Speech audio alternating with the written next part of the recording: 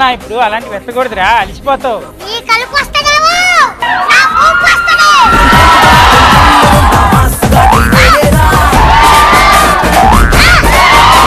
అరే నువ్వు అనవసరంగా నాకు తిక్కలు చెప్తున్నావు.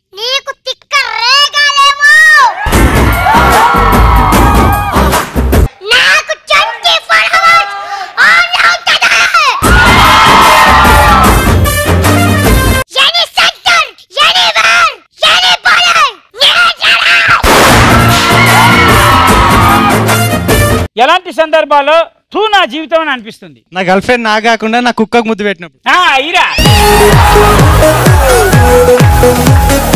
క్లాస్ లో ఒక అమ్మాయి కూడా నా మొహం చూడకపోతే తూ నా జీవితం అనిపిస్తుంది.